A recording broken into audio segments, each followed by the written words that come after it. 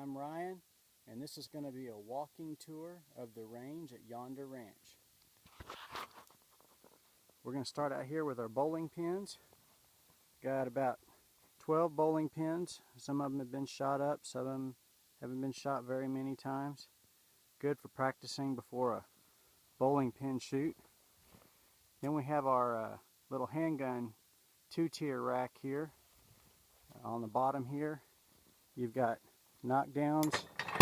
You shoot them and they fall down.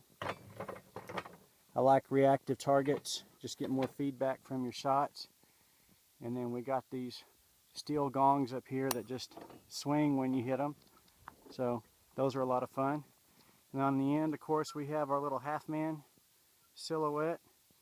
He's been pinged a few times. Of course, I put a fresh coat of paint on everything so they would look nice and sharp for this video. Then we got a little plinking range over here. Fun for 22s. Got some little swinging paddles there. Have a little plate here. Little plate here. Some of our targets are made out of old pieces of farm equipment. Most everything else is just built out of scrap steel. A couple of little cheap little reactive 22 targets there.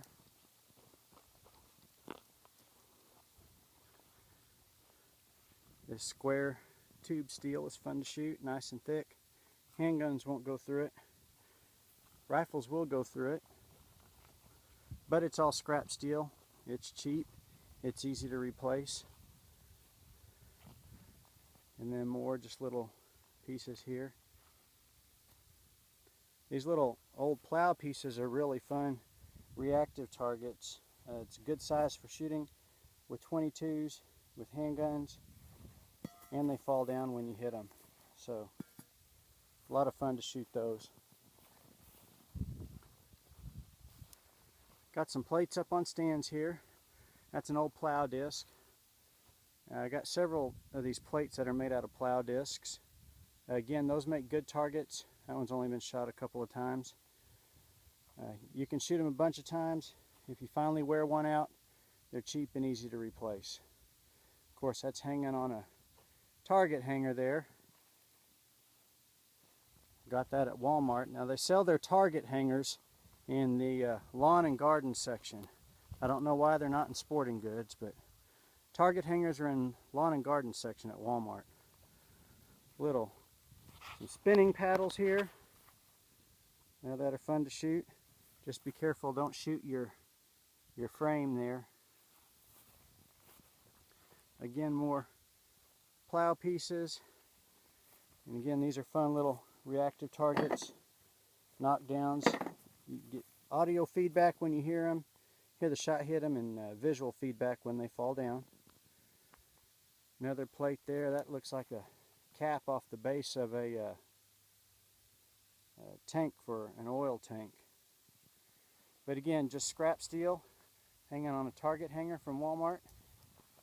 Again, I like scrap steel. I don't invest in the hardened stuff or the armor plate. Yes, it lasts a lot longer, but it's a lot more expensive. This scrap is real cheap, real easy to replace. Another plow disc, that's been shot up a few times.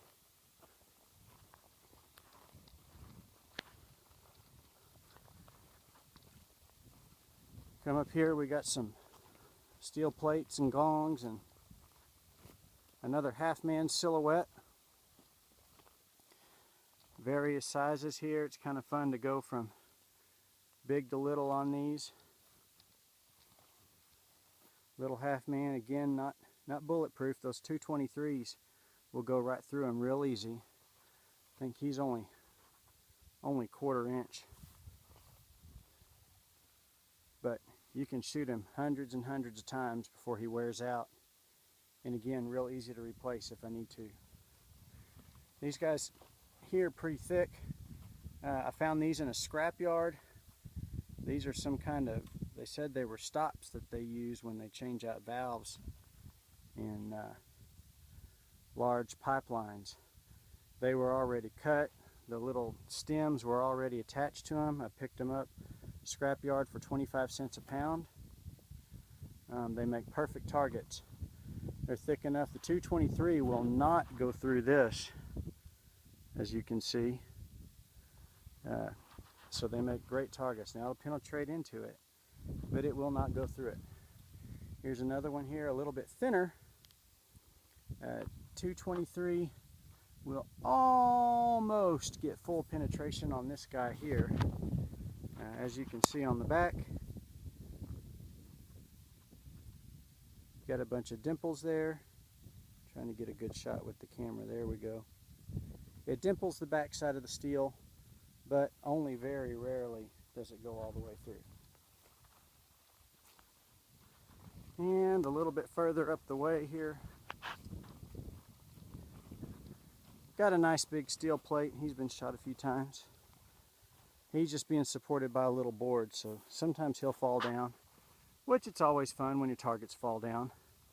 That's what your targets are supposed to do in real life when you shoot them, right? Fall down. A couple of more plow discs here. And another one of those pipe stops.